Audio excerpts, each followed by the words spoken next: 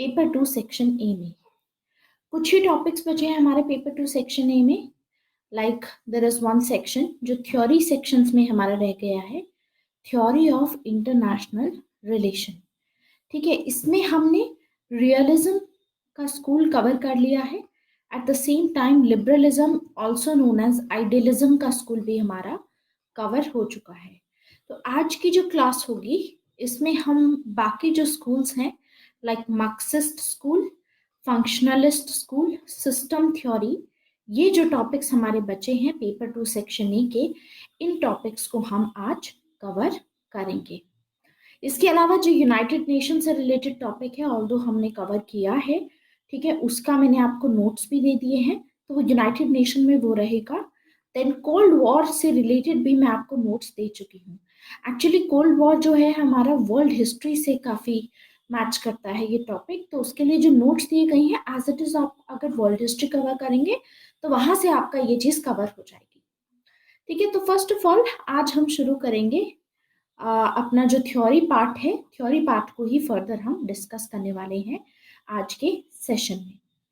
तो शुरू करते हैं। थ्योरी में हमारा रियलिज्म एंड हमारा आइडियलिज्म स्कूल कवर हो चुका है। सो हम Marxist school of international politics के बारे में पढ़ेंगे। देखिए, Marxist school of international politics, basically इसको Marxist school of international politics बोलना थोड़ा सा इनअप्रोप्रिएट होगा, क्योंकि कार्ल मार्क्स ये कंसिडर करते थे कि पॉलिटिक्स एक तरीके का एज अ सुपर स्ट्रक्चर है। ठीक है, तो rather than calling it as Marxist school of international politics, हम इसको बोलेंगे Marxist school of international political economy. क्यों? क्योंकि कार्ल मार्क्स के अकॉर्डिंग जो बेसिक स्ट्रक्चर होता है वो इकोनॉमिक स्ट्रक्चर होता है। तो everything that happens in the society, जो भी चीजें सोसाइटी में होती हैं वो इकोनॉमिक स्ट्रक्चर की वजह से होती है, इकोनॉमी की वजह से होती है। तो हम देखते हैं there is no contribution of Marx. Karl Marx ने कोई ऐसा कंट्रीब्यूशन नहीं दिया है इंटरनेशनल पॉलिटिक्स की थ्योरी में। रादर हम देखेंगे कि इनका जो ज्यादातर अटेंशन रहेगा वो डोमेस्टिक स्फीयर में रहेगा, यानी एक पर्टिकुलर कंट्री में जो लोगों का एक्सप्लॉयटेशन हो रहा है, कार्ल मार्क्स उस एक्सप्लॉयटेशन पे ज्यादा फोकस रखेंगे। तो डोमेस्टिक लेवल पे ज्यादा फोकस रहेगा, इंटरनेशनल लेवल पे इनका फोकस नहीं रहेगा, अंतरराष्ट्रीय स्तर पे इनका इतना फोकस नहीं रहेगा। लेकिन भी हम फिर भी देखते हैं कि कुछ आइडियाज जो हैं मार्क्सिस्ट स्कूल में वो रिलेवेंट है। कौन से आइडियाज ऐसे रिलेवेंट है इंटरनेशनल पॉलिटिक्स के पर्सपेक्टिव से, वो आइडियाज आज हम यहाँ पर कवर करेंगे आज के सेशन में। देखिए, कार्ल मार्क्स का हालांकि हम देखेंगे बहुत सारे ऐसे मार्क्सिस्ट हैं जैसे लेनिन हो गए, जिन्होंने कैपिटलिज्म के नेचर पे बात की और ये भी बताया कि कैसे कैपिटलिज्म एक्सपांड करेगा। एंड इनके अकॉर्डिंग जो बुर्जुआजी क्लास है वो प्रॉफिट्स के लिए दूसरी जगहों पर जाएंगे, यानी दूसरे देशों में प्रॉफिट्स के लिए, प्रॉफिट कमाने के लिए दूसरे देशों में सेटल होना शुरू करेंगे, और वहां से ये लोग एक्सप्लॉयटेशन शुरू करेंगे, एक तरीके से इंपीरियलिज्म शुरू करेंगे। तो कार्ल मार्क्स देखिए, हम देखते हैं कि नेशनलिज्म में बिलीव नहीं करते थे, बिकॉज कार्ल मार्क्स का कहना था कि जो बुर्जुआजी क्लास होती है ये रिलीजन एंड नेशनैलिटी का यूज करके लोगों को पागल बनाती है, लोगों को बेवकूफ बनाया जाता है, जिससे कि लोगों को ये लगता है कि लाइक पेट्रियट होते हैं तो लोग इससे डिवाइडेड रहते हैं। जैसे इंडिया पाकिस्तान की जो लड़ाई है, धर्म के नाम पे हो गया या नेशनैलिटी के नाम पे ये लोग एक दूसरे से अलग हैं, जिसकी वजह से these people are divided by the borders.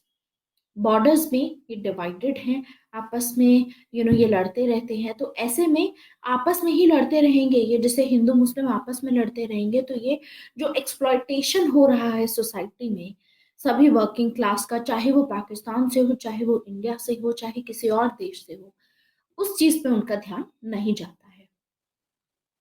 तो इसीलिए ये नेशनलिज्म में बिलीव नहीं करते थे, और कार्ल मार्क्स प्रोलिटेरियन इंटरनेशनलिज्म के बारे में बात करते हैं।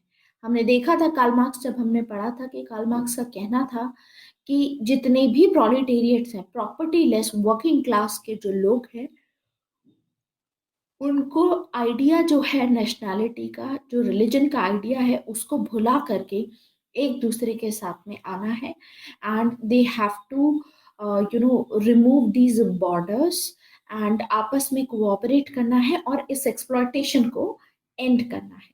इसकी बात की जाती है। तो मार्क्सिज्म में सबसे जो पहले मार्क्सिस्ट थे वो थे लेनिन। लेनिन पहले ऐसे इंसान होंगे जो कि सबसे पहली इंटरनेशनल पॉलिटिक्स की थ्योरी को लेकर के आएंगे। लेनिन बेसिकली इंपीरियलिज्म का एनालिसिस देंगे। Lenin will give the analysis of imperialism. Lenin के लिए देखिए, जो इंस्ट्रूमेंटलिस्ट स्कूल है वो लेनिन के आइडिया से ही इमर्ज होता है, यानी डिपेंडेंसी स्कूल। यहीं से इंस्ट्रूमेंटलिस्ट स्कूल हमने क्या पढ़ा था, हमने देखा था इंस्ट्रूमेंटलिस्ट स्कूल में कि जो स्टेट होता है वो इंस्ट्रूमेंट होता है, एक जरिया होता है एक्सप्लॉयटेशन का। तो जो दूसरे देश होंगे, जैसे अफ्रीका हो गया, आज के टाइम पे जो छोटे छोटे गरीब देश हैं, ये सभी जो अमीर देश हैं, जो डेवलप्ड देश हैं, उनके यहाँ पर जो बुर्जुआजी क्लास है उनके ऊपर डिपेंडेंट है। इनके जो डिसीजंस लिए जाते हैं वो ये लोग लेते हैं। तो हम देखते हैं कि आज के टाइम पे स्पेशली आपको देखने को मिलेगा कि अनइक्वल एक्सचेंज हो रहा है, अनइक्वल एक्सचेंज हो रहा है, अनइवन डेवलपमेंट हो रही है। डेवलपमेंट हो रही है वर्ल्ड में, लेकिन ये जो डेवलपमेंट है ये अनइवन डेवलपमेंट है। साथ ही साथ हम देखते हैं there is development of under development, development of under development. सभी का मतलब अभी बताऊंगी मैं। एंड हम देखते हैं कि कोर एंड पेरीफेरी स्टेट्स आज के टाइम पे हमको देखने को मिल रहे हैं। देखिए, अनइक्वल एक्सचेंज कैसे हो रहा है, अब हम इसको समझेंगे।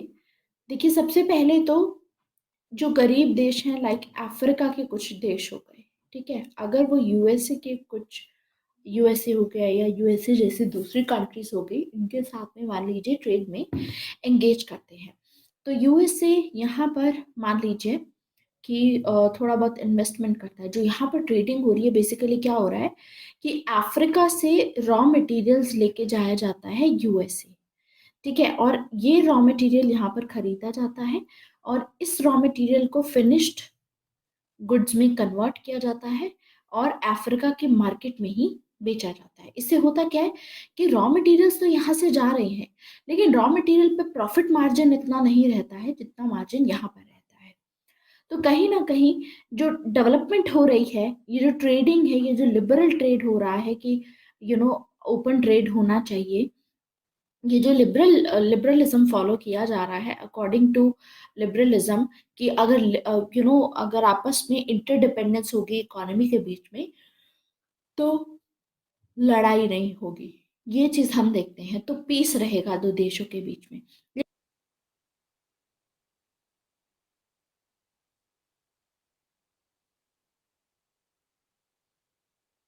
लिबरलिज्म का मतलब नई तरीके की colonisation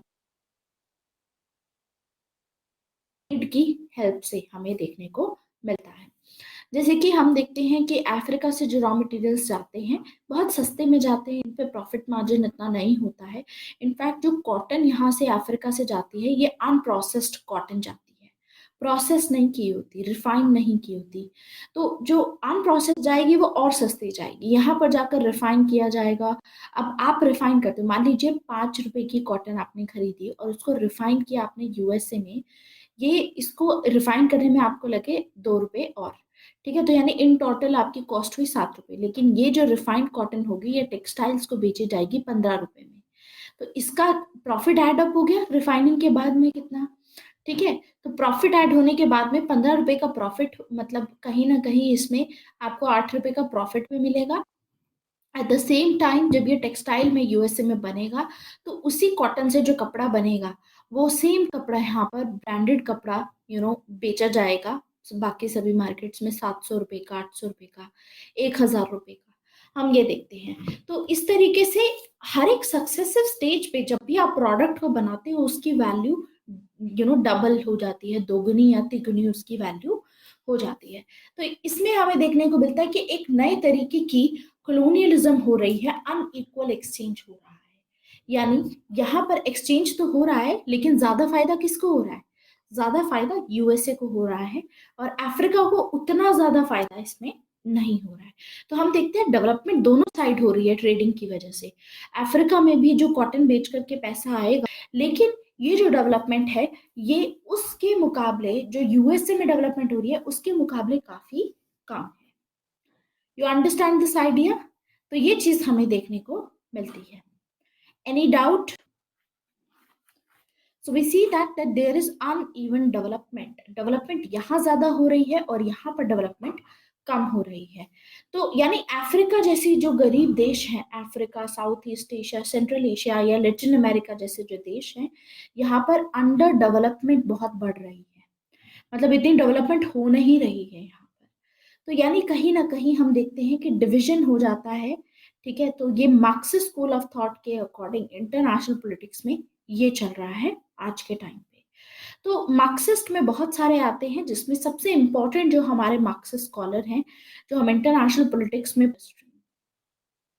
his name is Immanuel Wallerstein. And Immanuel Wallerstein ने मार्क्सिस्ट स्कूल में एक अपनी थ्योरी दी है।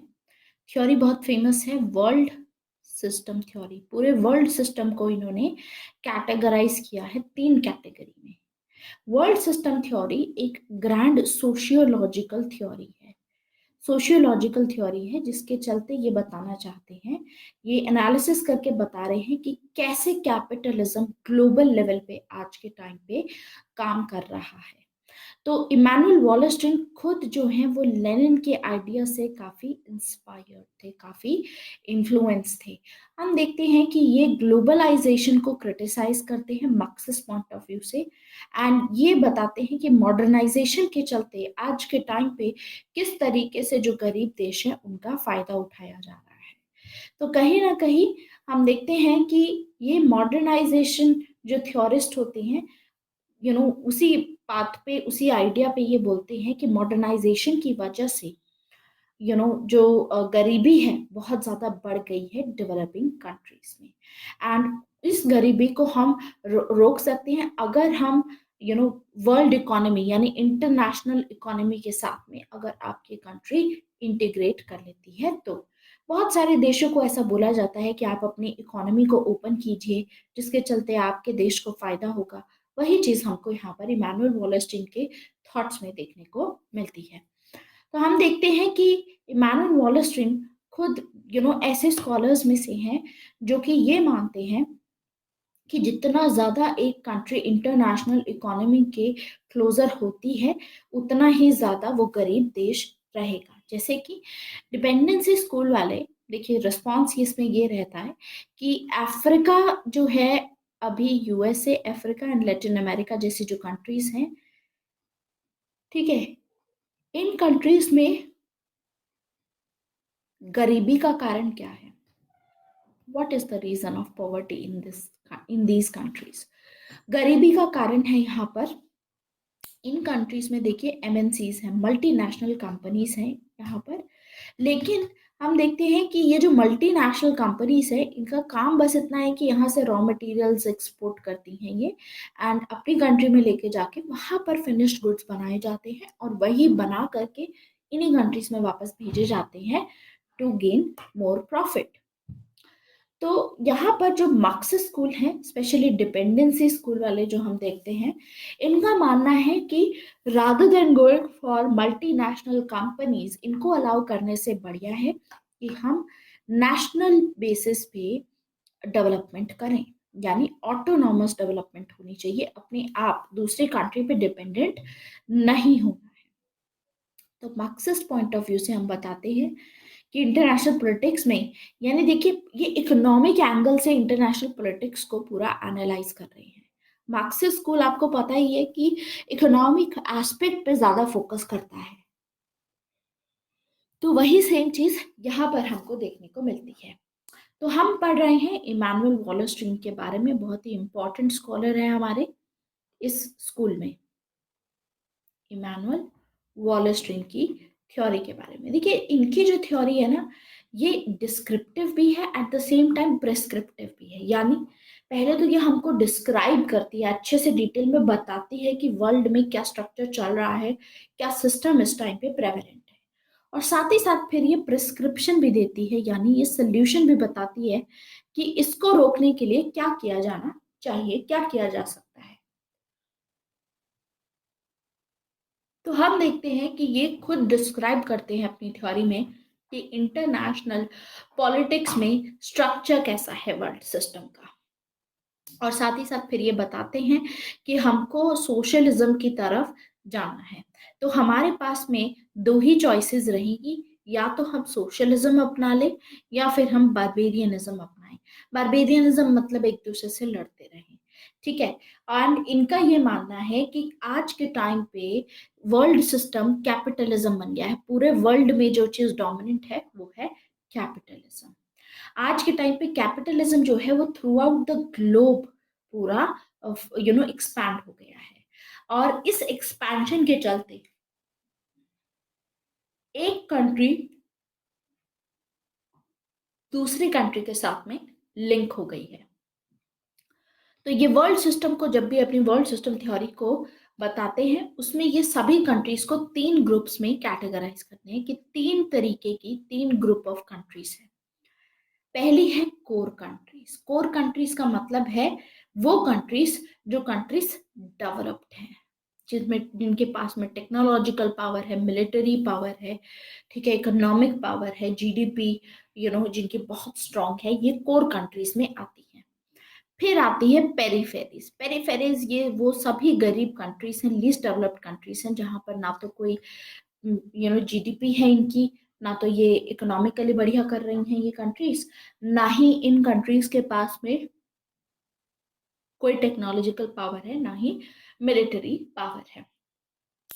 तो यहाँ पर आ जाएंगी सभी लीस्ट डेवलप्ड कंट्रीज। फिर तीसरे तरीके की कैटेगरी की कंट्रीज हैं सेमी पेरीफेरीज। सेमी पेरीफेरीज वो कंट्रीज हैं जिन कंट्रीज में हम देखते हैं कि ग्लोबलाइजेशन के चलते कुछ ना कुछ विकास हुआ है, जैसे इंडिया एंड चाइना जैसी कंट्री सेमी पेरीफेरीज में आती हैं। तो देखिए, इमैनुअल वॉलस्टीन के अपने एनालिसिस के चलते इनका मानना था कि दो टाइप के वर्ल्ड सिस्टम हैं। There are two types of world system अभी तक जो हमने देखे हैं। अभी तक जो हमने देखा है, पहले तो जो 17वीं शताब्दी है यानी 17th सेंचुरी तक जो वर्ल्ड सिस्टम था वो पॉलिटिक्स पे बेस्ड था।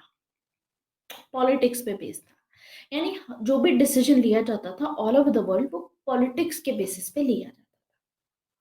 यानी कहीं ना कहीं हम देखते हैं कि जो डिसीजन लिया, यहाँ पे सेंट्रलाइजेशन होता था। सेंटर जो है वो डिसीजन लेती थी, और बाकी पेरीफेरीज में वो सारे डिसीजंस फॉलो किए जाते थे, ठीक है। देन ये तो 17th सेंचुरी तक था, लेकिन 17th सेंचुरी के बाद क्या हुआ, वर्ल्ड सिस्टम पॉलिटिक्स से चेंज होकर के इकोनॉमिक्स बन गया। आज के टाइम पे जो वर्ल्ड सिस्टम है वो इकोनॉमिक है। It is an economic world system. Economic है, डिसेंट्रलाइज्ड है, सेंट्रलाइजेशन नहीं रही। अब जो डिस्ट्रीब्यूशन किया जाता है गुड्स का, वो मार्केट्स के चलते किया जाता है, क्योंकि हर चीज इकोनॉमी पे डिपेंडेंट है। तो 17th सेंचुरी तक हम देखते हैं कि इट वाज नीदरलैंड जो डोमिनेट करता था। 19th सेंचुरी तक ब्रिटेन ने डोमिनेट किया है। 20th सेंचुरी में यूएसए डोमिनेट कर रहा है आज के टाइम पे।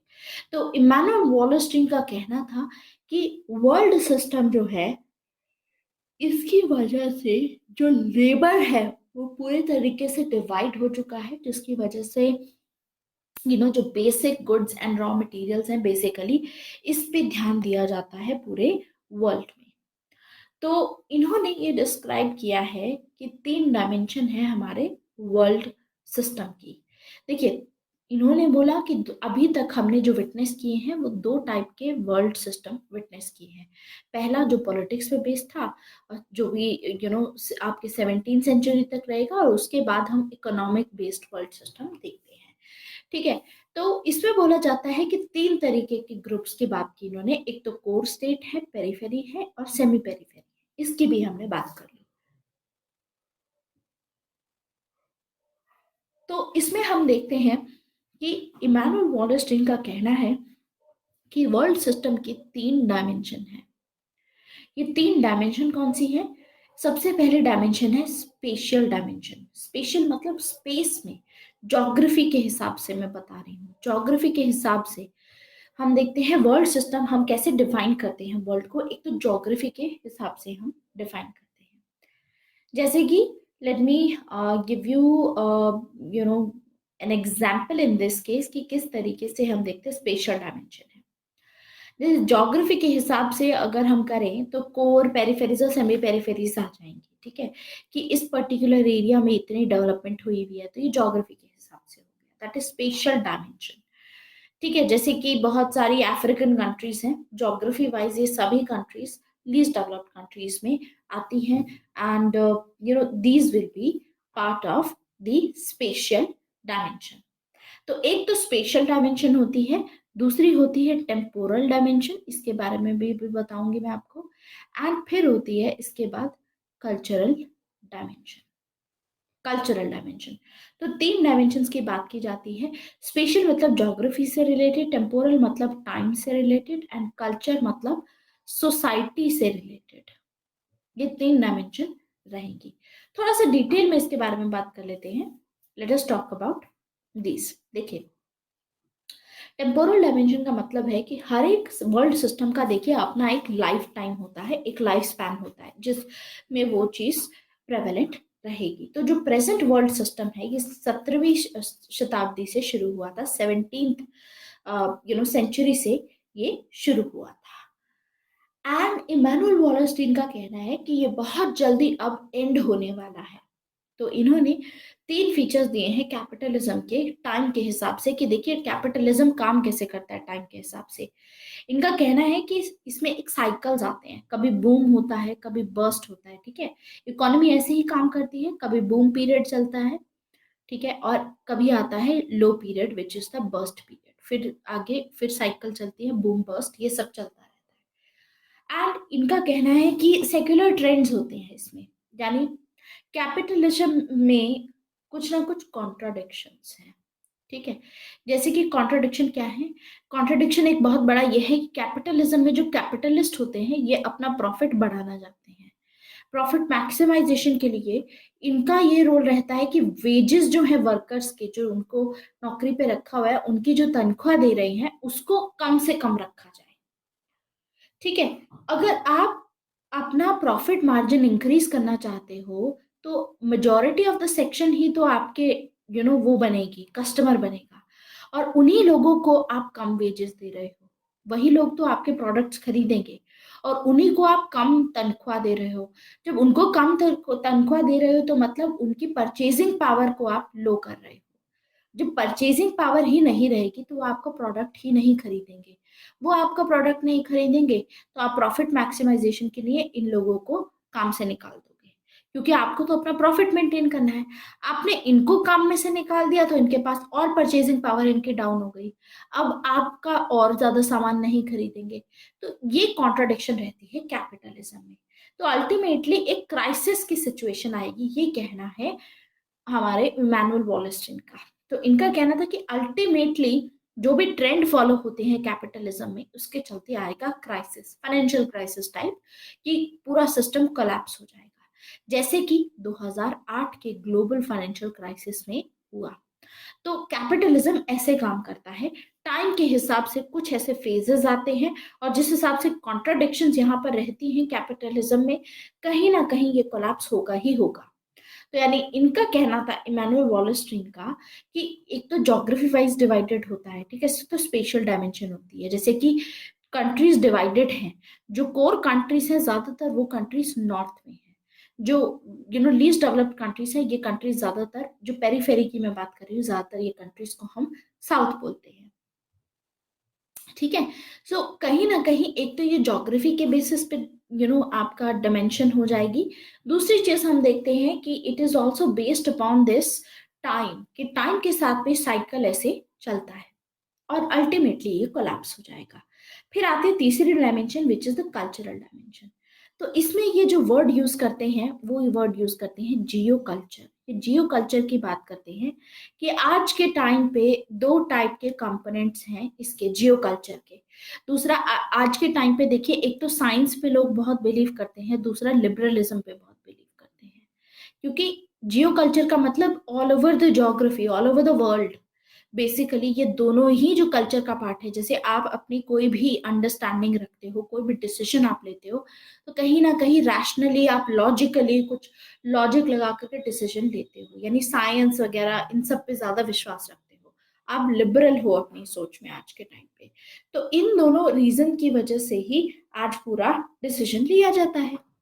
तो कल्चर सोसाइटी का इस तरीके से है, वर्ल्ड सिस्टम बहुत अफेक्ट करता है कि सोसाइटी का कल्चर कैसा है। तो ये जो कल्चर है ये कैपिटलिज्म ने ही प्रमोट किया हुआ है। ये तीन डायमेंशन होती है और इसके बेसिस पे हमारे मैनुअल वॉलस्टिन का कहना था कि बहुत जल्दी ये कोलैप्स हो जाएगा और लोगों के पास में सिर्फ दो ही ऑप्शन बचेंगे कि capitalism is dying in its own death. आज के टाइम पे कैपिटलिज्म धीरे धीरे करके खत्म हो रहा है एंड दो लोगों के पास में दो ही ऑप्शन बचेंगे। पहला ऑप्शन होगा सोशलिज्म या फिर दूसरा ऑप्शन होगा बारबेरियनिज्म। ये दो ऑप्शंस रहेंगे। तो हम देखते हैं कि मार्क्सिस्ट स्कूल को क्रिटिसाइज किया जाता है। क्रिटिक्स का कहना है कि ये बहुत ही मोनो कैजुअल है, ये जो मॉडल है this is mono casual, it is an example of economic determinism. Mono casual का क्या मतलब होता है? आपको मैंने बताया था ये चीज जब हमने कार्ल मार्क्स को पढ़ा था, कि कार्ल मार्क्स के बारे में मैक्स वेबर भी कहते हैं कि इन्होंने मोनो कैजुअल एक्सप्लेनेशन दिया है, मतलब एक ही साइड से एक ही तरीके का एक्सप्लेनेशन दिया है, सिर्फ एक चीज को कंसिडर करके, विच इज द इकोनॉमिक फैक्टर। तो इसीलिए ये इकोनॉमिक डिटर्मिनिज्म है, यानी इंटरनेशनल पॉलिटिक्स को आपने सिर्फ इकोनॉमिक एंगल से देखा है, बाकी सभी एंगल से आपने नहीं एनालाइज किया। तो ये इसका इस तरीके से क्रिटिसाइज किया जाता है मार्क्सिस्ट स्कूल को कि दिस इज इकोनॉमिक डिटर्मिनिस्ट। ठीक है, इसमें ज्यादा एम्फेसिस दिया गया है इकोनॉमिक फैक्टर्स पे। इंटरनेशनल पॉलिटिक्स बहुत ही कॉम्प्लेक्स है, एक सिंगल फैक्टर पे डिपेंड नहीं करता है। तो हम देखते हैं कि ये जो अप्रोच है कहीं ना कहीं ये मोनो कैजुअल अप्रोच है, इसमें सिर्फ इकोनॉमिक फैक्टर लिया गया है। खैर, इस तरीके से आप इसको क्रिटिसाइज कर सकते हो। आपको समझ आया है ये टॉपिक? हमने अभी तक मार्क्सिस्ट स्कूल में, हम मार्क्सिस्ट स्कूल कवर कर रहे हैं और मार्क्सिस्ट स्कूल में हमने पढ़ा है अभी तक इमैनुअल वॉलस्टीन की वर्ल्ड सिस्टम थ्योरी को, वर्ल्ड सिस्टम थ्योरी। अब आते हैं मार्क्सिस्ट में ही नियो मार्क्सिस्ट आते हैं, जैसे ग्राम्सियन स्कूल आपने सुना होगा, ग्राम्सी के आइडियाज पे बेस्ड है बेसिकली। ग्राम्सियन स्कूल में इन्हीं के जैसे इनसे जो इन्फ्लुएंस्ड है वो है रॉबर्ट कॉक्स।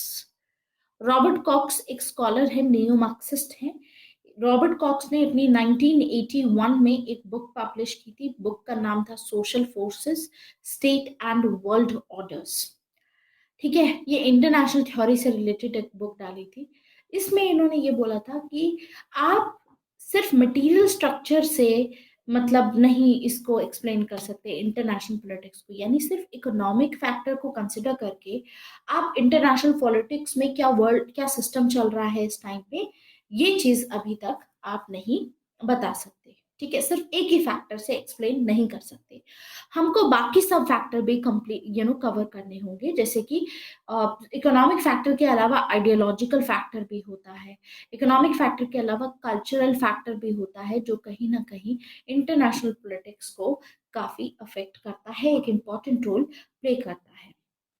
तो हम देखेंगे कि यूएसए की हेजेमनी को एक्सप्लेन करने के लिए हमको सिर्फ इकोनॉमिक या मिलिट्री पावर को कंसिडर नहीं करना है यूएसए की, हमको उसकी आइडियोलॉजिकल पावर जो वो यूटिलाइज करता है या कल्चर के थ्रू जो यूएसए अपनी डोमिनेंस बनाने की कोशिश करता है, अपनी आइडियाज को प्रमोट करने की कोशिश करता है, उसको भी कंसिडर करने की जरूरत है। ठीक है, yes this is a full course of PSIR and in fact ये अभी कुछ आई थिंक 19 दिसंबर तक ये फिनिश हो जाएगा शेरपाल। ठीक है, and yeah, so this is the thing. And for January, hopefully we'll start with the new Hindi course on political science and international relation. But या दोनों पेपर हो जाएंगे। पेपर 1 सेक्शन ए हो चुका है, पेपर 2 सेक्शन ए ऑलमोस्ट हो चुका है। आज के डाउट क्लियरिंग सेशन में हम एक जो टॉपिक हमारा बचा है पेपर 2 सेक्शन ए का, वो हम कवर कर रहे हैं। बाकी इसके अलावा इसमें जो बेसिक इंटरनेशनल रिलेशन होता है, हालांकि वो इंटरनेशनल रिलेशन का पार्ट है, हम यहाँ पर एक्सपर्ट ओपिनियंस कवर करते हैं। वो 20 दिसंबर से हमारे इंटरनेशनल रिलेशन की जो क्लासेस शुरू होंगी। बेसिक कोर्स जो इंटरनेशनल में बेसिक आता है वो हम वहां से पढ़ेंगे। ठीक है, and paper 1 section A B भी चल रहा है। पेपर 1 सेक्शन बी के लिए हम अलग से एक कोर्स भी लेकर के आएंगे फॉर पॉलिटी। ठीक है, उस पर भी काम चलेगा, but that will be in January. लेकिन हाँ, दिस इज द कोर्स जिसमें एक्सपर्ट ओपिनियन एंड एवरीथिंग जो भी एनालिसिस चाहिए होता है वो आपको फुल यहाँ पर मिल जाएगा। लेकिन इसके साथ में कुछ और कोर्सेज हैं जो आपको फॉलो करने हैं टू कंप्लीट दोस। ये आने वाले टाइम में कोर्सेज आएंगे। IGP का कोर्स आएगा, जैसे पॉलिटी का एक कोर्स आ जाएगा which is the course on IGP, and there is another course which is IR का, जो 20 दिसंबर से आ रहा है। ठीक है, ओके, तो रॉबर्ट कॉक्स को अब पढ़ते हैं। 3 वीक्स में ही खत्म करा दिया फर्स्ट पेपर? नहीं, 3 वीक्स लगे हैं क्या फर्स्ट पेपर कंप्लीट करने में? आई डोंट थिंक सो, काफी टाइम लगा है इसको कवर करने में फर्स्ट पेपर को। फर्स्ट पेपर यानी पेपर में पेपर 1 सेक्शन ए है एंड पेपर 1 सेक्शन बी है। ठीक है, तो 1A तो हमने बहुत टाइम लिया है इसको, आई थिंक 2 महीने लगाए हैं हमने फिनिश करने में, 2 से 3 महीने इसको दिए हैं। एंड पेपर 1 सेक्शन बी को, क्योंकि इसमें सिर्फ एक्सपर्ट ओपिनियन के हिसाब से हम यहाँ कवर कर रहे हैं, पॉलिटी के लिए अलग से मैं आपको वैसे कोर्स पढ़ाऊंगी। देखिए, वैसे अगर मैं आपको वो सारे सब्जेक्ट्स पढ़ाऊं जो पॉलिटिकल साइंस में ओवरलैप करते हैं, तो ऐसे तो फिर ये कोर्स कम से कम भी 8-9 महीने चले। इतना मतलब पूरी पॉलिटी भी पढ़ाओ, वर्ल्ड हिस्ट्री भी पढ़ाओ, ये सब इंटरनेशनल रिलेशन अलग से पढ़ाओ। I am also teaching you separate courses में। ठीक है, I am doing my best कि मैं आपको बेसिक्स भी पढ़ा पाऊँ। ठीक है, लेकिन IGP में हम वो अलग से पढ़ेंगे। हमारे जो पॉलिटिकल साइंस के पर्सपेक्टिव से होता है वो एक्सपर्ट ओपिनियन ज्यादा इंपॉर्टेंट होता है, जिसमें हम एनालिसिस करते हैं, एक्सपर्ट के ओपिनियंस को लिखते हैं, हम उसका एनालिसिस हम लिखते हैं अपने आंसर्स में। समझ रहे हैं? बाकी भी मैं बढ़ाऊंगी, जो बेसिक्स होता है आपका पॉलिटी का, that also I will be teaching you. No issues if you are a new learner. वैसे भी आप अगर शेरपाल हिंदी में पेपर लिखने वाले हैं तो फिर तो यही कोर्स फॉलो कीजिए, और मे बी जनवरी में आप कर सकते हैं। अगर आप इंग्लिश में लिखने वाले हैं अपना पेपर, तो रिसेंटली मैंने एक कोर्स शुरू किया है, फाउंडेशनल कोर्स, आप उस कोर्स को भी फॉलो कर सकते हैं। नहीं तो जनवरी में एक हिंदी का कोर्स में लेके आऊंगी जिसमें हम धीरे धीरे काम करना शुरू करेंगे जनवरी से। फिर that will be in basic Hindi basically. बाकी अगर आपको प्योर हिंदी, जो हिंदी में ही नोट्स चाहिए, इस पे I think there is one educator जो अभी रिसेंटली उन्होंने अपना पॉलिटिकल साइंस का कोर्स स्टार्ट किया है, वो हिंदी में नोट्स प्रोवाइड कर रहे हैं। तो मेरी क्लास में भी आ सकते हैं, आप कॉन्सेप्ट को समझ सकते हैं।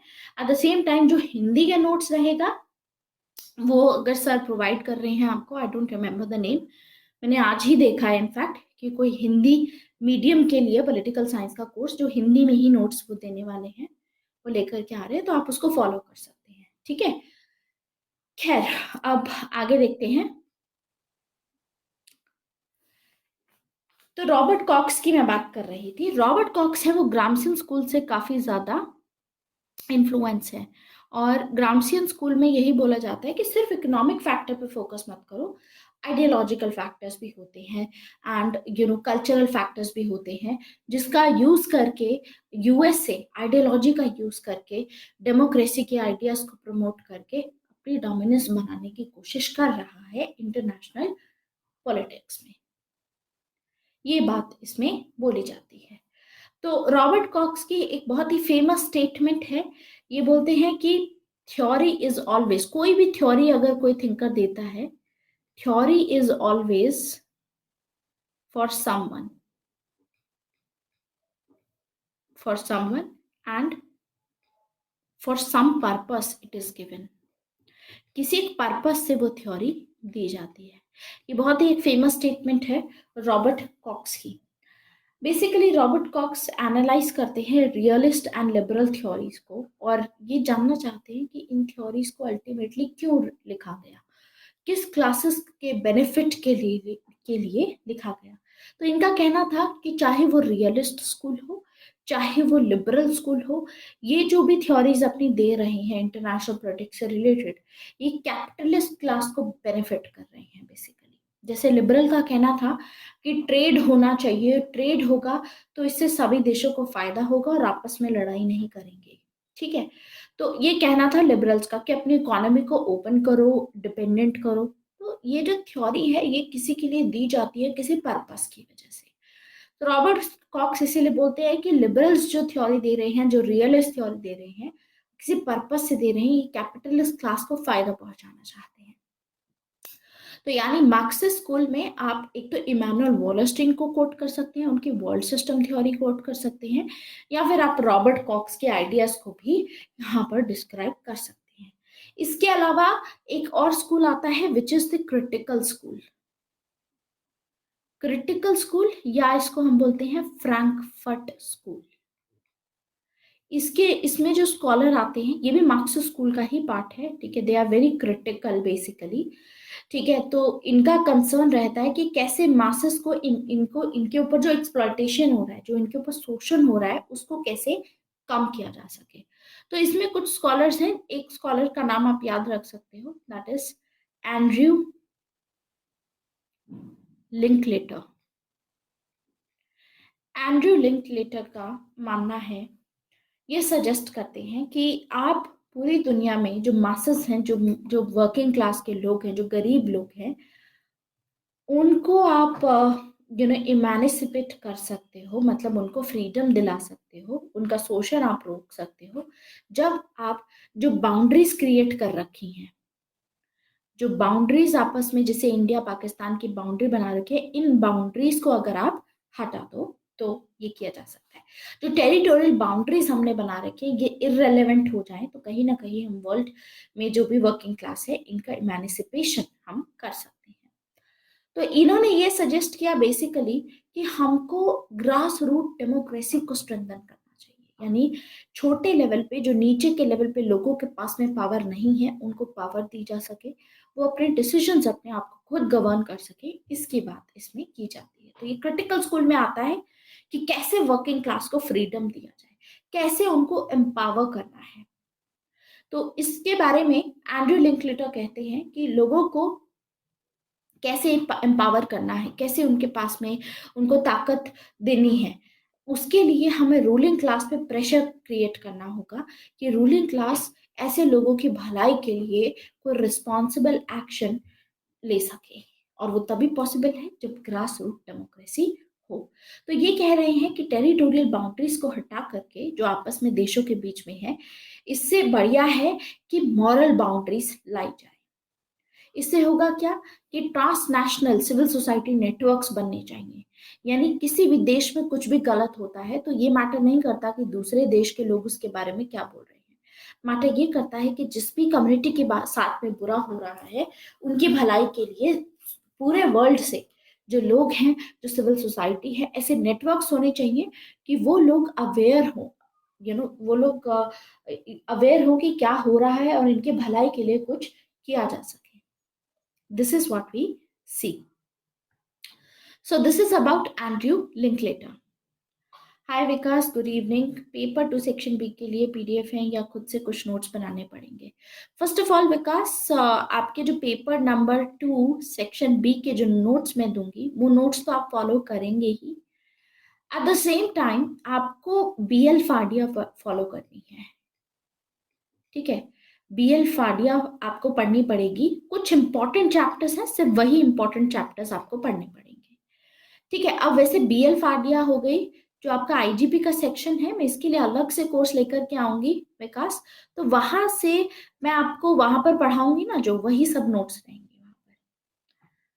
पीडीएफ ही है या कुछ टाइप्ड इन नोट्स होंगे? हाँ नहीं, देखिए पीडीएफ रहेंगे, ठीक है। साथ ही साथ कुछ ऐसे आइडियाज होंगे, कुछ ऐसे नोट्स होंगे जो हम वहां पर मैं आपको दूंगी। लाइक नेक्स्ट मंथ जब मैं आपको पढ़ाऊंगी तो मैं बोर्ड पे जो भी चीज़ आपको पढ़ाया करूंगी वही चीज़ आपको बस फॉलो करनी है, ठीक है, पॉलिटी में। एंड जो भी पीपीटीज या जिस भी हिसाब से आपको सब कुछ दिया जाएगा, जो भी पढ़ाया जाएगा, बस दैट्स इट। ज्यादातर मैं आपको ये रिकमेंड करूंगी कि आप इस पर्टिकुलर सेक्शन के लिए सिर्फ बीएल फाडिया पे रिलाई करें चैप्टर वाइज में।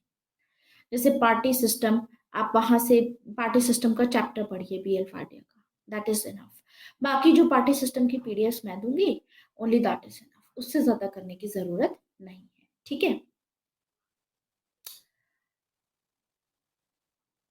की कॉन्सेप्ट्स के नोट्स जैसे मैंने लिखवाए हैं, या काइंड ऑफ वैसे भी मिलेंगे। वैसे मैं कोशिश कर रही हूँ कि नेक्स्ट बार मुझे आपको लिखवाना ना पड़े, I am trying my best. लेकिन अगर कुछ भी होता है उस मामले में, जैसे मैं अगर कहीं डिक्टेट करा रही हूँ, फॉर एग्जाम्पल मैं एक ही बैच में डिक्टेट कराऊंगी, लेट्स से मैं बैच नंबर 8 में डिक्टेट करा रही हूँ, तो वो नोट्स जो डिक्टेटेड होंगे किसी बच्चे ने लिखे हैं तो वो मैं डायरेक्टली आपके साथ में शेयर कर दूंगी। जिससे होगा क्या कि आपको टाइम वेस्ट करने की जरूरत नहीं है, ठीक है, उस चीज के लिए आपको लिखने की जरूरत नहीं है। एक बैच अगर वो काम कर रहा है, I think that is enough. ठीक है, तो अच्छी हैंडराइटिंग में नोट्स हैं। विकास अगर आप देखोगे पेपर 1 सेक्शन ए के लिए मैंने कुछ एडिशनल चीजें अब डालनी शुरू की हैं। रिसेंटली मैं कुछ और डेटा भी ऐड कर रही हूँ, ताकि फ्यूचर में अगर कोई ऐसा क्वेश्चन आता है जिसमें मान लीजिए कोई टॉपिक हमने पढ़ा, 10-15 मार्क्स के पर्सपेक्टिव से पढ़ा और वो टॉपिक हमें 20 मार्क्स में आया, तो कहीं ना कहीं आपको उसके बारे में डेटा आपके पास में होना चाहिए लिखने के लिए। तो एडिशन मैं करवा रही हूँ, लेकिन वो जो एडिशनल पीडीएफ है मैं आपको प्रोवाइड कर रही हूँ साथ साथ। आपको फिर वो लिखने की जरूरत नहीं है, एटलीस्ट फॉर दिस बैच लिखने की जरूरत नहीं है। तो बैच 8 की फाइनल, जब बैच 8 खत्म होगा ना, तो उसमें जितनी भी पीडीएफ रहेंगे वो मैं सारा दे दूंगी। टोटल आपने 70 लेक्चर्स अभी तक कर लिए हैं विकास, दैट इज गुड। अच्छा, पेपर 1 पेपर 2 सेक्शन ए पे चल रहे होंगे, दैट मीन्स आप ओके। हाँ, तो पेपर 2 सेक्शन में कुछ ऐसे टॉपिक्स हैं विकास, जैसे यूनाइटेड नेशन जैसा टॉपिक हो गया, जैसे कोल्ड वॉर जैसा टॉपिक हो गया, ये बहुत ही फैक्चुअल टॉपिक्स हैं। तो ऐसे फैक्चुअल टॉपिक्स आप ऑलरेडी वर्ल्ड हिस्ट्री में कवर करते हो, या आप यूनाइटेड नेशन, जब भी हम इंटरनेशनल ऑर्गेनाइजेशन पढ़ेंगे तो उसमें यूनाइटेड नेशन पढ़ेंगे, तो वहां पर हमारा कवर हो जाएगा इंटरनेशनल रिलेशन के लिए। ठीक है, तो उसके लिए मैंने पीडीएफ आपको प्रोवाइड कर दी है, जो आपको पीएसआई के पर्सपेक्टिव से पढ़नी है वो आप डाउनलोड करो and just go through those PDF. जो चीज बहुत फैक्चुअल है, जिसमें जरूरत नहीं है कोई एक्सपर्ट्स के ओपिनियन की हमें समझने की, वो एज इट इज आपको नोट्स दिए गए हैं, ठीक है। सो फॉर पेपर 2 सेक्शन भी विकास थोड़ा सा एडिशनल रहेगा आगे, जिसके लिए अलग से कोर्स मैं ला रही हूँ in January, probably by the end of January हम आईजीपी का कोर्स शुरू कर देंगे, तो उसके थ्रू आपका हो जाएगा पेपर 2 सेक्शन बी। ठीक है, बाकी लिखने की जरूरत नहीं है, अभी हम शुरू ही कर रहे हैं पेपर 2 सेक्शन बी के। अभी तक हार्डली मैंने 1-2 लेक्चर लिए हैं, उसमें पीडीएफ आपको मिल जाएंगे, जो भी मैं पढ़ा रही हूँ उसकी पीडीएफ यू विल गेट, ठीक है। आई अपलोड द पीडीएफ एक बार टॉपिक्स शुरू हो, हमारे कल से शुरू होंगे, खैर फर्दर हम टॉपिक्स पढ़ेंगे। बाकी what I will recommend is to go for BL Fadia for this section, because that is the only book that I am recommending जो आपको पढ़नी चाहिए। अब क्रिटिकल स्कूल के अलावा हम देखते हैं एक और स्कूल आता है विच is the social constructivism. Social constructivism school आता है। सोशल कंस्ट्रक्टिविज्म स्कूल में ये बोला जाता है, इसमें अलेक्जेंडर वेंट आएंगे, निकोलस ओनाफ आएंगे, नीना टेनेनवॉल्ट, बहुत सारे नाम हैं, ठीक है, जो आपको आपके नोट्स में मिल ही जाएंगे। ये सभी स्कॉलर्स आते हैं। इन स्कॉलर्स का कहना है, ठीक है, ये कोल्ड वॉर के बाद में ये स्कॉलर्स इमर्ज हुए हैं। इनका बेसिकली कहना है कि जिस तरीके से हम समझते हैं इंटरनेशनल पॉलिटिक्स को, हमको वो सोच बदलने की जरूरत है। हमको वो सोच बदलने की जरूरत है। जैसे केनेथ वॉल्ट्स कौन है? He is a structural realist. He is a structural realist. तो केनेथ वॉल्ट्स का बीइंग अ स्ट्रक्चरल रियलिस्ट कहना है कि इंटरनेशनल पॉलिटिक्स जो होती है वो एनार्की होती है। The state of international politics is anarchy, यानी कि इंटरनेशनल पॉलिटिक्स में कोई भी कॉमन अथॉरिटी नहीं रहती है। इसी वजह से आपस में जो लोग हैं वो फाइट करते रहेंगे, जो स्टेट है वो फाइट करेंगे। तो बैलेंस ऑफ पावर मेंटेन करके रखने की जरूरत है। रियलिस्ट का बैलेंस ऑफ पावर में बहुत ही ज्यादा फेथ है। ठीक है, तो being a realist Kenneth vaults का जो आइडिया है उसी को लेकर के नीना टेनेंट वॉल्ट जैसे जो स्कॉलर्स हैं वो ये कहते हैं कि जो ये केनेथ वॉल्ट जैसे स्कॉलर्स हैं ये एनार्की को उस नजरिए से देखते हैं कि जब कॉमन अथॉरिटी नहीं है इसका मतलब कि आपस में दो देश सिक्योरिटी डायलेमा में रहेंगे। तो जब वर्ल्ड गवर्नमेंट एब्सेंट होगी तो आपस में ये लोग power politics again balance of power के लिए जाएंगे। लेकिन हम ऐसे ही क्यों इंटरप्रेट करते हैं एनार्की को? क्या जब कोई कॉमन गवर्नमेंट नहीं है तो आपस में दो देश कोऑपरेट नहीं कर सकते? इस तरीके से क्यों नहीं सोचा जाता? रियलिस्ट इस तरीके से नहीं सोचते हैं। तो इनका इसीलिए मानना है कि जब एनार्की होती है, जिस तरीके से हम एनार्की को इंटरप्रेट करते हैं, यानी कोई कॉमन अथॉरिटी नहीं है, जिस तरीके से उसको इंटरप्रेट किया जाता है, सोचा जाता है, उसी सोच को बदलने की हमको जरूरत है कि सिक्योरिटी डायलेमा नहीं होगा। रादर जो हमारे दिमाग की कंस्ट्रक्शन है वो इस तरीके से होनी चाहिए कि आपस में दो देश जो होंगे वो कोऑपरेट करेंगे। हमारे वैल्यूज, हमारे एक्सपीरियंसेस, इन सभी से शेप होती है हमारे दिमाग में किसी चीज को लेकर के कोई परसेप्शन, जो सोच होती है वो ऐसे बनती है, राइट? तो हमको ऐसे सोच की जरूरत है। तो क्या जरूरत है कि जिस तरीके से हम सोचते हैं उसी को चेंज करने की जरूरत है। आपस में कैसे चेंज कर सकते हैं इस सोच को? आपस में कम्युनिकेट करके, आपस में इंटरैक्ट करके। जैसे कि इंडिया चाइना के बीच में कोई भी प्रॉब्लम चल रही है तो आपस में अगर कम्युनिकेट करेंगे, इंटरैक्ट करेंगे तो चीजें बेहतर हो सकती हैं। अगर आपस में कम्युनिकेट ही नहीं कर रहे हो तो आप हमेशा सिक्योरिटी डायलेमा में ही रहोगे। आपको लगेगा कि चाइना जो है आप पे अटैक करने वाला है। इंडिया का कोई भी एक्शन होगा तो चाइना को लगेगा ये चाइना को काउंटर करने के लिए किया जा रहा है। इसीलिए कम्युनिकेशन एंड इंटरैक्शन बहुत एक इम्पॉर्टेंट चीज है। और सोशल कंस्ट्रक्टिविज्म का जो स्कूल है, ये एक स्कॉलर है, इटालियन स्कॉलर थे विको, इनके आइडिया से काफी इन्फ्लुएंस था। इनका कहना था कि जो नेचुरल वर्ल्ड होता है वो भगवान बनाता है, नेचर में जो भी चीज होती है वो भगवान बनाता है, लेकिन जो सोसाइटी होती है वो इंसान बनाता है। और इंसान के पास में है रीजन, तो इंसान आपस में कम्युनिकेट कर सकता है, लॉजिक के बेसिस पे कोऑपरेट किया जा सकता है। सेम चीज इमानुअल कांत का क्या कहना था कि हमारी जो कोई भी नॉलेज होती है ना, इट गेट्स फिल्ट्रेटेड। हमको जो भी चीज पता होती है हम दूसरे के एंगल से देखते हैं, तो हमारी कॉन्शियसनेस से वो चीज फिल्टर होकर के आती है। उसी से हमें पता चलता है, उसी से हम डिसाइड करते हैं कि ये चीज सही है या गलत है। तो बस बात इतनी कही गई है कि हमें जब भी इस वर्ल्ड को देखना है, we should never look at the world, we never look at the world with naked eyes। उसको एज इट इज नहीं देते हैं, हम देखते हैं फिल्टर करके उसको।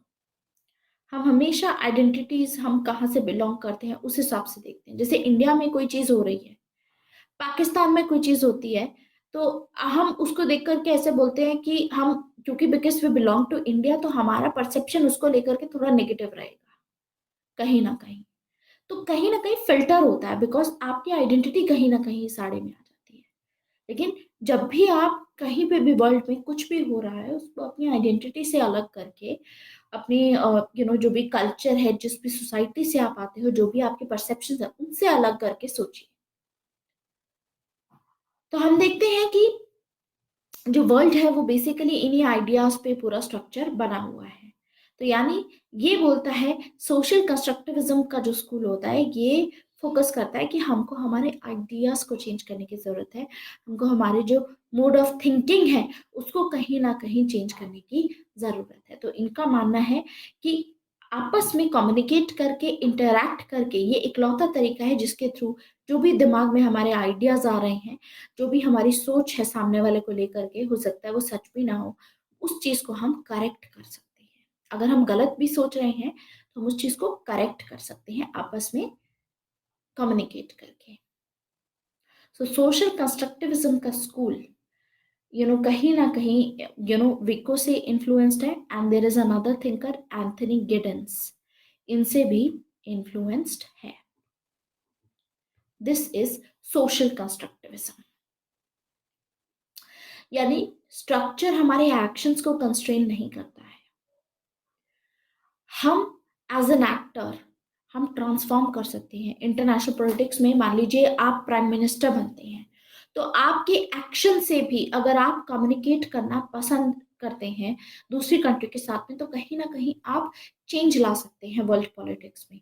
जो एनार्की अभी क्रिएट हुई हुई है उसको आप चेंज कर सकते हैं आपकी सोच से, अगर आपकी सोच वैसी है। सपोज आप प्राइम मिनिस्टर बन जाते हैं, पाकिस्तान मान लीजिए कि कोई भी एक्शन ले रहा है, तो आप कम्युनिकेट करके, अभी जैसे पाकिस्तान के there is no action being taken by Pakistan today for example, and India भी कोई एक्शन नहीं ले रही है, हमारे बीच में बस सिक्योरिटी डायलेमा चल रहा है।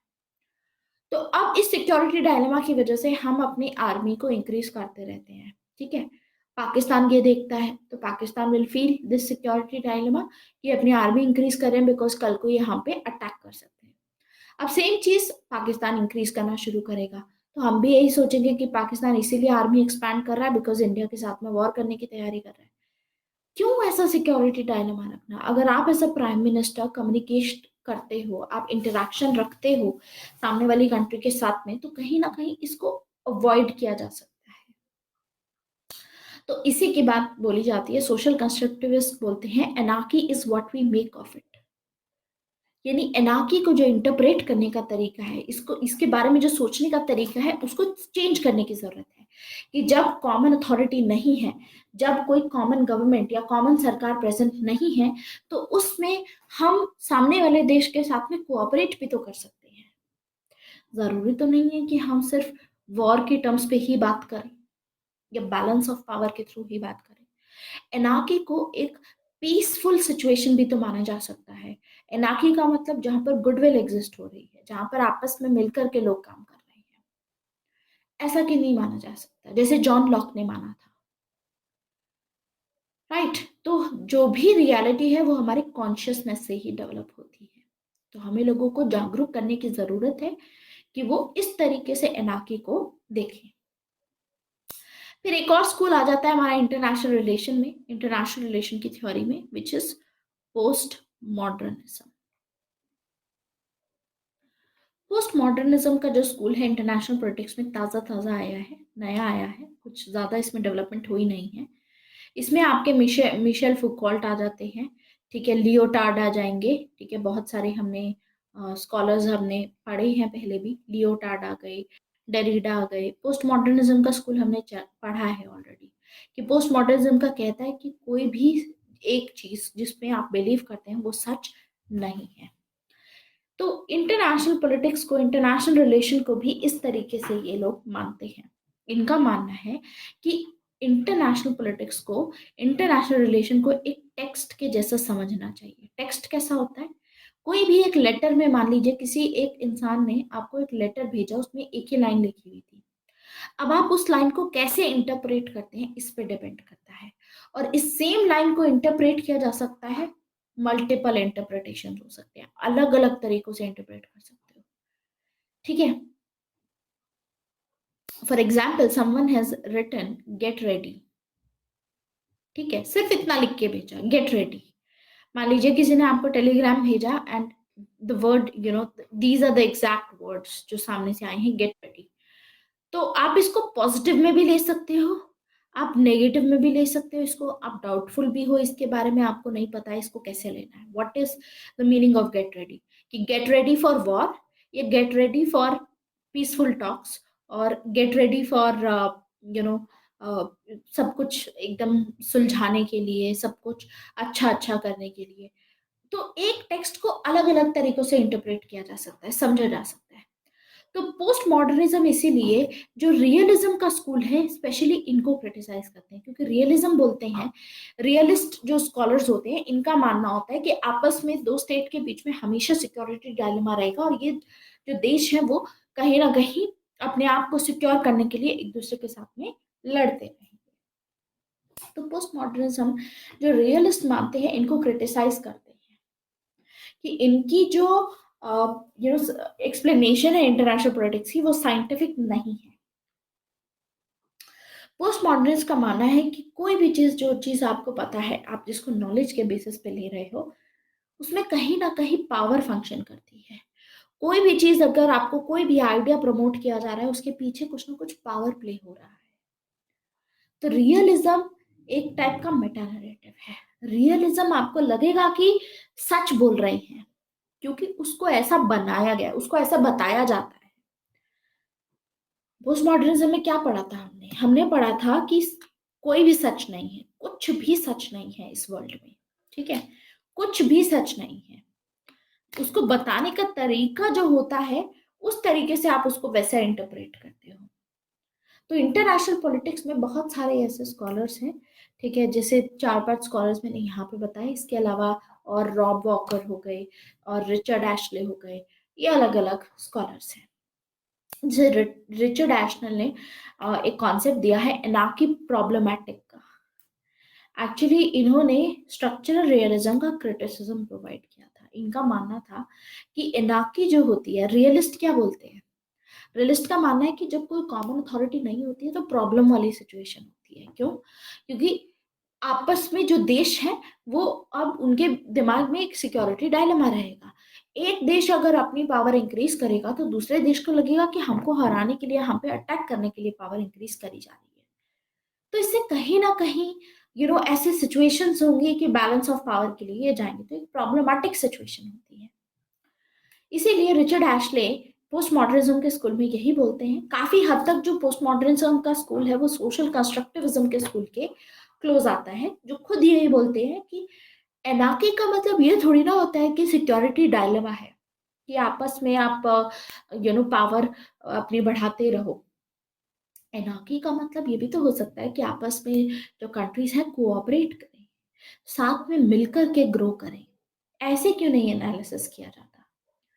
तो जिस तरीके से हम एनार्की को इंटरप्रेट करते हैं एक स्पेसिफिक वे में, जैसे रियलिस्ट है उन्होंने इसी वे में इंटरप्रेट किया कि इसकी वजह से प्रैक्टिकल प्रॉब्लम्स आती हैं। इसको जिस तरीके से इंटरप्रेट किया जाता है हमेशा कि इसको सिक्योरिटी डायलेमा की सिचुएशन समझा जाता है, जिसके चलते स्टेट को ये कंपेल किया जाता है कि उसको पावर एक्वायर करनी ही करनी है।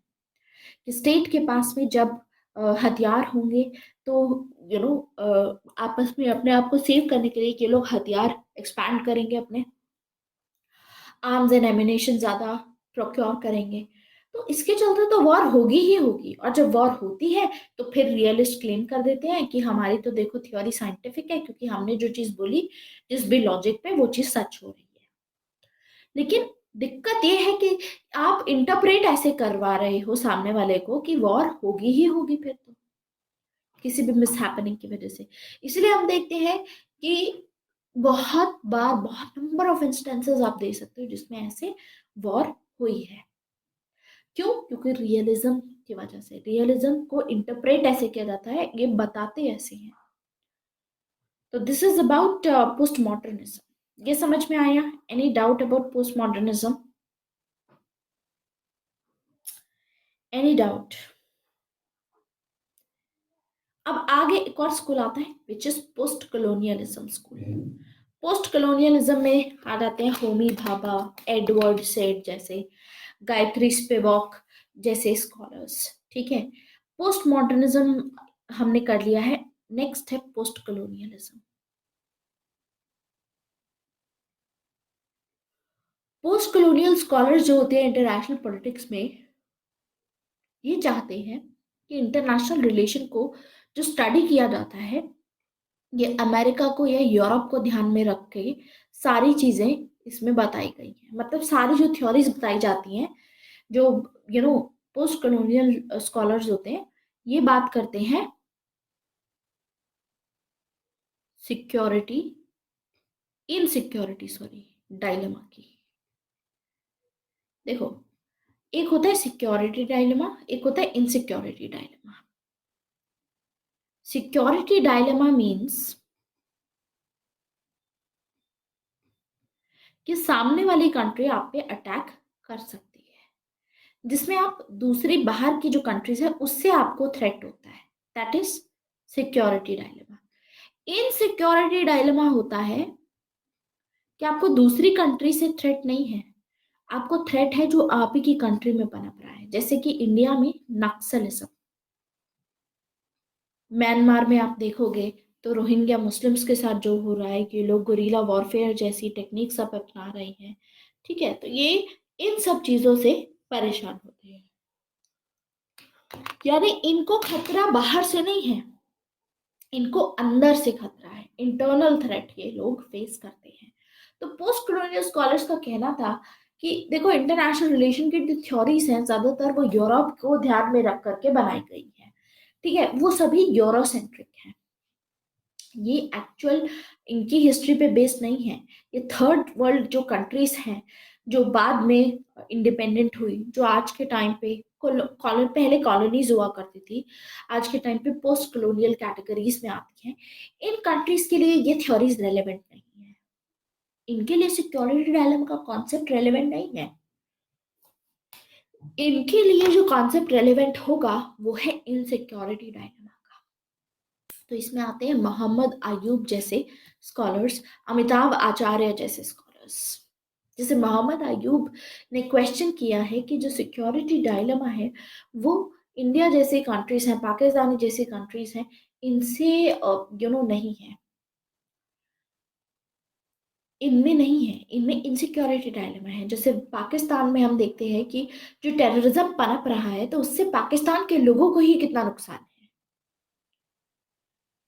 तो बेसिकली ये इसीलिए बोलते हैं कि जो अमेरिकन स्कॉलर्स तो अपनी जो थ्योरीज होती है इंटरनेशनल रिलेशन की उसको साइंटिफिक बताते हैं, लेकिन जो दूसरी कंट्रीज हैं जैसे अफ्रीका जैसी कंट्रीज के बारे में मॉर्गन दाउ ने कहा कि अफ्रीका इज पॉलिटिकली एम्प्टी।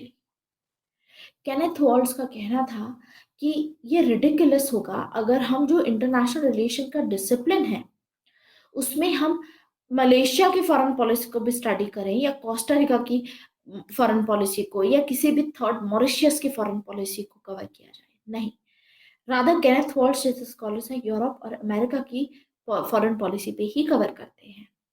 अगर ये दूसरे थर्ड वर्ल्ड कंट्रीज पे फोकस करेंगे तो इनको पता चलेगा कि वहां पर इनसिक्योरिटी डायलेमा एक्चुअली में एग्जिस्ट करता है, ना कि ना सिक्योरिटी डायलेमा। तो ये चीज हमें देखने को मिलती है। So this is about this view, ठीक है, इसमें जो हमें देखने को मिलता है इन दिस पार्ट। तो हमने अभी आज मार्क्सिस्ट स्कूल कवर कर लिया है, ठीक है। बाकी फंक्शनल स्कूल तो हम पहले कवर कर ही चुके हैं, एक तरीके से लिबरलिज्म में हमने कवर कर लिया था फंक्शनल स्कूल भी, जिसमें हमने देखा था कि किस तरीके से अलग अलग फंक्शंस के अकॉर्डिंग स्पेसिफिक ऐसे कुछ होने चाहिए जिसमें पहले लाइक जो भी नॉन पॉलिटिकल एलिमेंट्स हैं वो आपस में कोऑपरेट करना शुरू करें, फिर पॉलिटिकल एलिमेंट्स आए, कीप द पॉलिटिशियंस आउट, इस तरीके से हमने सारी बात की। That will be the functional school. अब जो आखिरी चीज बची है वो है system theory, that is system. System theory अभी हम कवर करेंगे, बट विद सबसे पहले तो हम 5 मिनट की ब्रेक लेंगे, then we will cover system theory. तो एक आखिरी टॉपिक बचा है इसमें थ्योरी ऑफ इंटरनेशनल रिलेशन में, विच इज सिस्टम थ्योरी। अभी कवर करेंगे with in 5 minutes. So let us take a break, then we will continue this.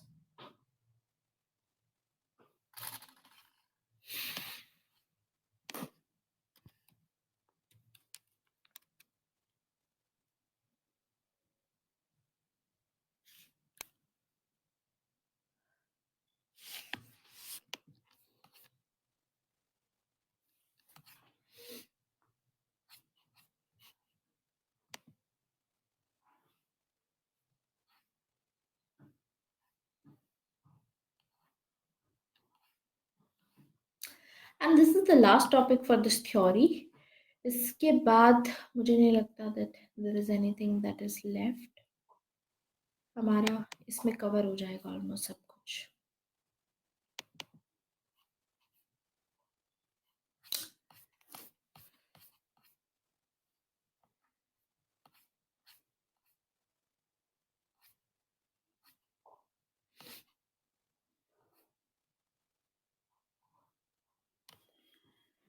System approach इसमें रह जाएगा, दैट वी विल कवर। बाकी PDF I'll share today. I'll upload the PDF today. Let me actually upload it. Wait.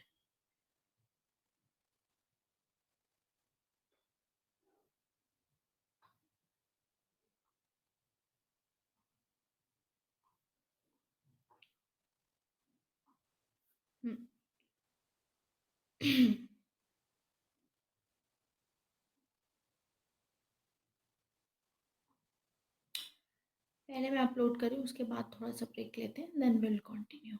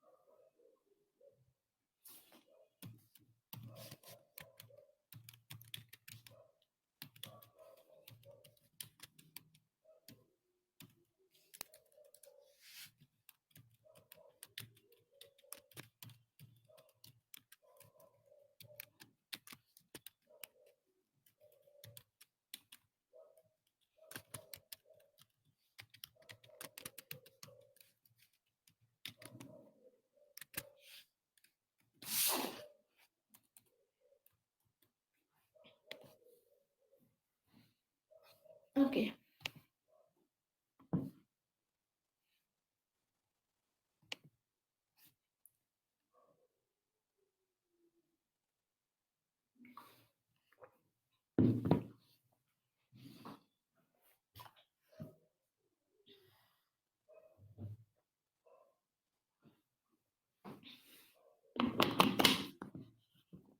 I'm just coming in 3-4 minutes, then we will continue with the session.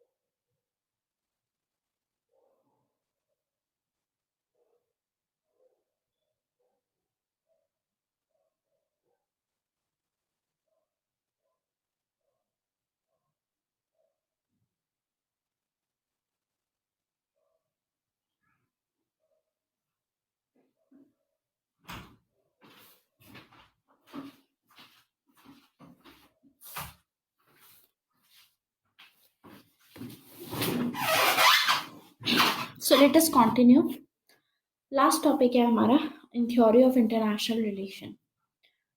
Topic है system theory, that is the system approach.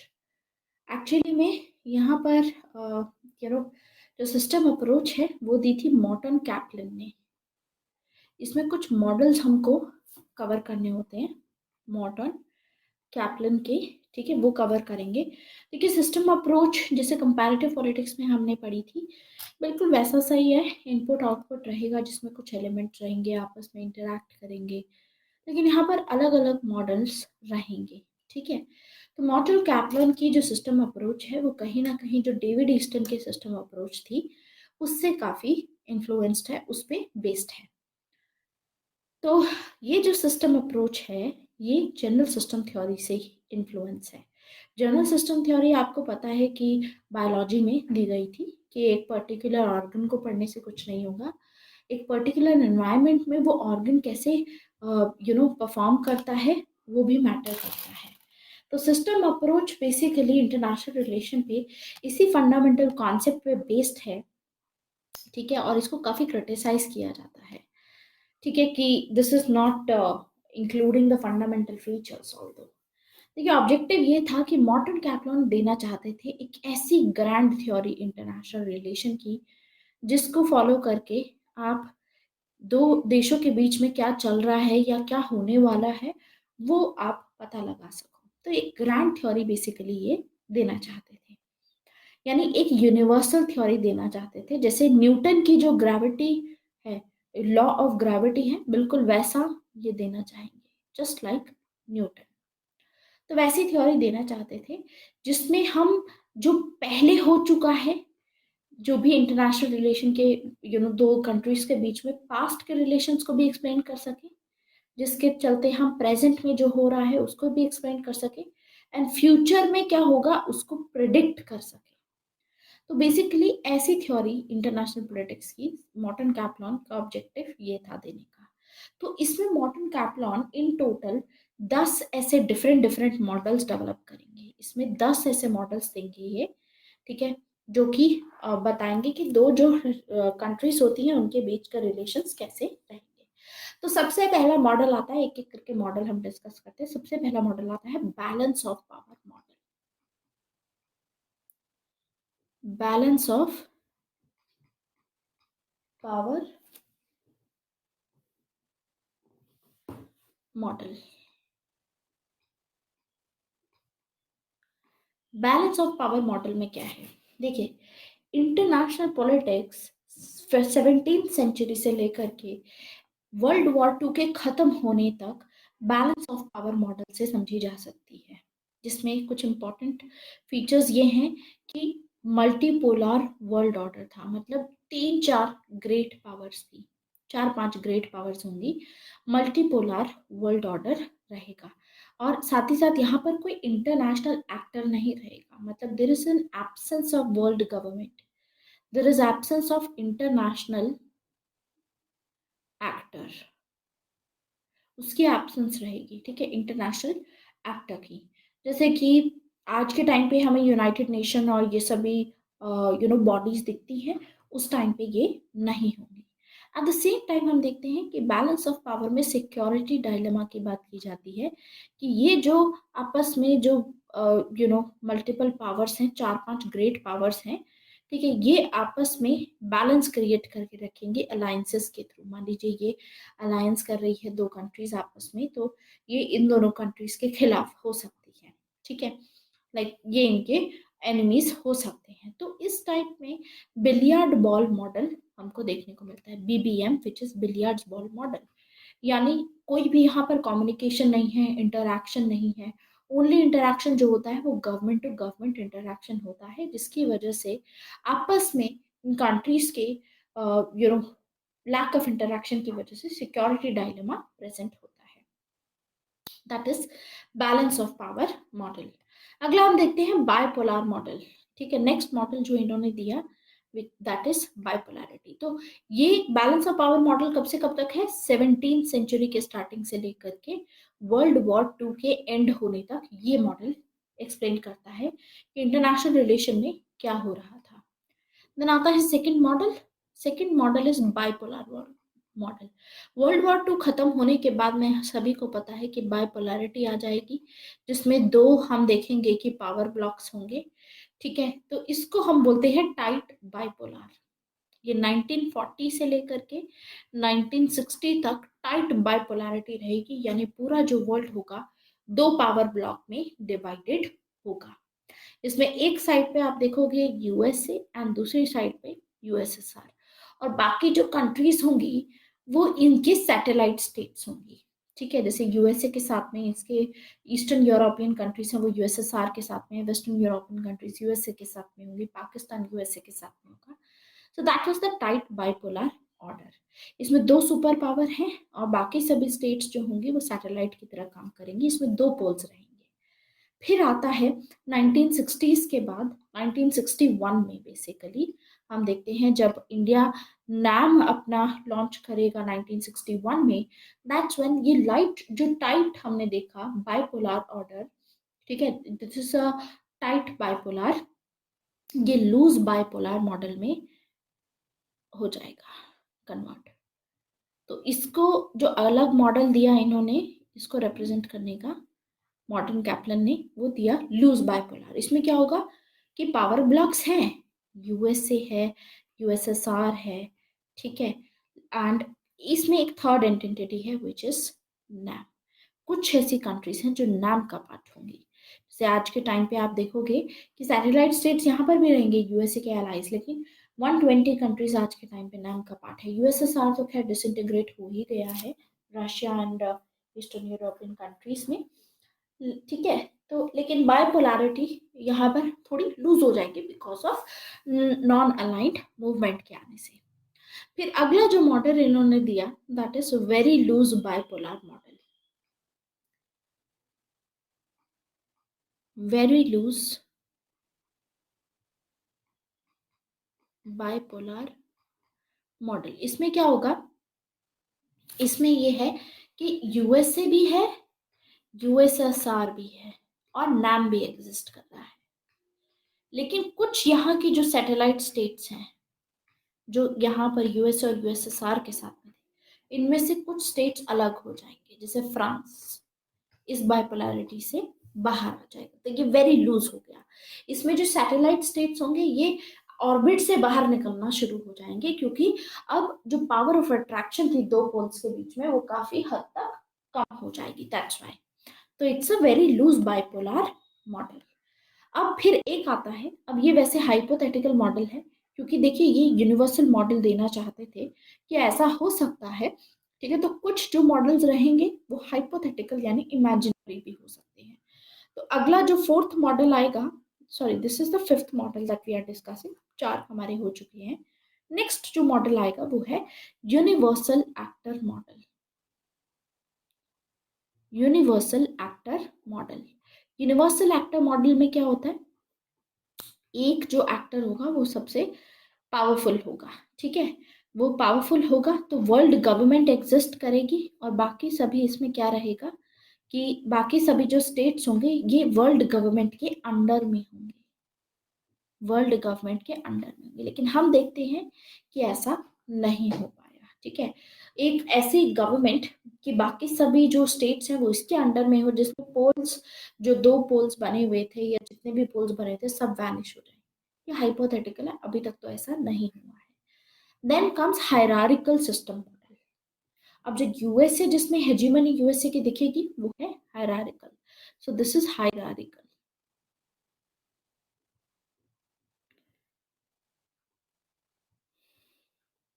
Next आता है hierarchical model. Hierarchical model का मतलब होता है जब सारे states एक स्टेट के अंडर में आ जाए। देखो डिफरेंस क्या है, यूनिवर्सल एक्टर मॉडल में एक वर्ल्ड गवर्नमेंट थी, ठीक है, और उसके अंडर में सारे स्टेट्स रहेंगे। अब जो वर्ल्ड गवर्नमेंट बनी है हो सकता है सभी स्टेट्स के कुछ यहाँ से हेड्स जाएं या आपस में मिल करके एक वर्ल्ड गवर्नमेंट बनाए, कुछ भी हो सकता है, तो हाइपोथेटिकल है ना, बिकॉज लेकिन हायरार्किकल मॉडल में क्या होगा, एक स्टेट है जो सुप्रीम है, जैसे यूएसए जैसा, इस स्टेट के अंडर में बाकी स्टेट्स रहेंगे, ठीक है, बाकी स्टेट इसके अंडर में होंगे। तो यानी वर्ल्ड जब यूनिपोलर हो जाएगा, इट इज दैट तो ये यूनिवर्सल एक्टर मॉडल के ऑपोजिट है। तो हम देखते हैं it will be a unipolar hierarchical model, मतलब यूनिपोलर वर्ल्ड ऑर्डर।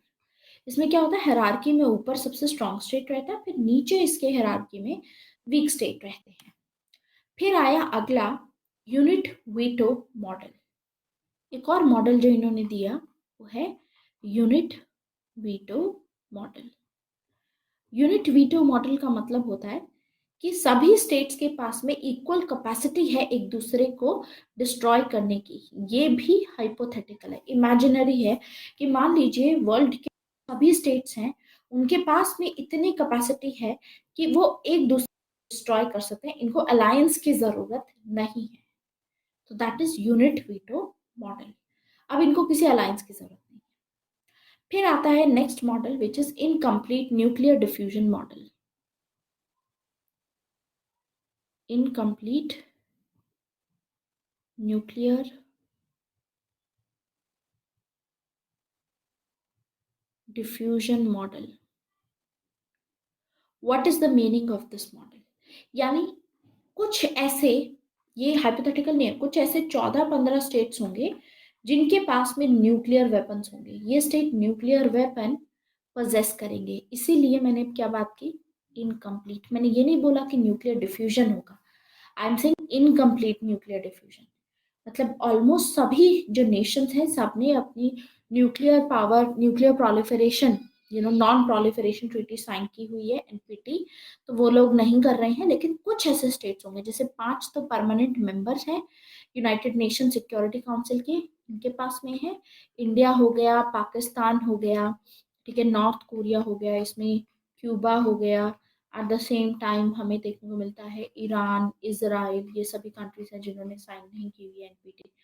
तो ऐसे कुछ न्यूक्लियर वेपन स्टेट्स हमें देखने को मिलते हैं। So this is incomplete nuclear diffusion model. इसकी भी बात की मॉर्टन कैप्लन ने। इसके अलावा मॉर्टन कैप्लन ने फिर नेक्स्ट बात की डिटेंटिव सिस्टम मॉडल की। डिटेंटिव सिस्टम मॉडल, इसका क्या मतलब होता है? इसका देखिए, ये एक ऐसा पीरियड था जिसके बीच में यूएसएसआर और यूएसए के बीच में जो टेंशन्स थी वो रिलैक्स थी। देखिए, ये क्या होता है कि दो पावर ब्लॉक्स थे, ठीक है, जिसमें यूएसए और यूएसएसआर आपस में भिड़ रहा था, ठीक है, पावर के लिए। Basically they were fighting with each other. लेकिन एक ऐसा पीरियड आएगा जब इनके बीच में जो टेंशन होगी वो कूल ऑफ होगी, मतलब रिलैक्सेशन ऑफ टेंशन हम देखेंगे। जैसे कि क्यूबा मिसाइल क्राइसिस के बाद होगा। क्यूबा मिसाइल क्राइसिस, आपको पता है कि यूएसएसआर ने क्यूबा में न्यूक्लियर मिसाइल्स अपनी प्लेस कर दी थी, जिसकी इन न्यूक्लियर मिसाइल्स की जो रेंज थी वो पूरे यूएसए को कवर करती थी। यानी अगर यहाँ से ये क्यूबा मिसाइल क्राइसिस यहाँ से स्टार्ट होता, ये न्यूक्लियर वेपन अपने छोड़ते, तो उस टाइम पे तो डिफेंस मैकेनिज्म भी नहीं था कि एंटी डिफेंस मिसाइल सिस्टम बनाया हो। तो यूएसए यहाँ पर क्यूबा पे छोड़ता एंड यूएस रशिया पे छोड़ता, मान लीजिए। लेकिन इसकी वजह से नुकसान यूएसए का भी होता है, रशिया का भी होता है, लेकिन यहाँ से न्यूक्लियर वॉर स्टार्ट हो जाती है। लेकिन हम देखते हैं कि इसमें यूएसएसआर ने थोड़ी मेच्योरिटी दिखाई एंड इसमें यहाँ से जो ये न्यूक्लियर मिसाइल्स थी फाइनली ये हटाई। सो इस रीजन की वजह से जब ये सिचुएशन आई कि हटाया गया, तो थोड़ी सी इनके बीच में जो टेंशन थी वो रिलैक्स हुई थी। उस सिस्टम को बोलते हैं हम detentive system model. And finally जो हमारा आखिरी सिस्टम मॉडल है जो इन्होंने दिया, that is the 10th model given by Robert, sorry, Morton Kaplan, not Robert. Robert Cox is a Marxist, neo Marxist basically. तो इन्होंने जो दिया वो मॉडल था unstable block model. Unstable block model. Unstable block model कौन सा model है? Unstable block model is detente, जो मॉडल है उसका एकदम ऑपोजिट होता है, जिसमें बहुत सस्पेशन होता है, जैसे क्यूबन मिसाइल क्राइसिस के टाइम पे।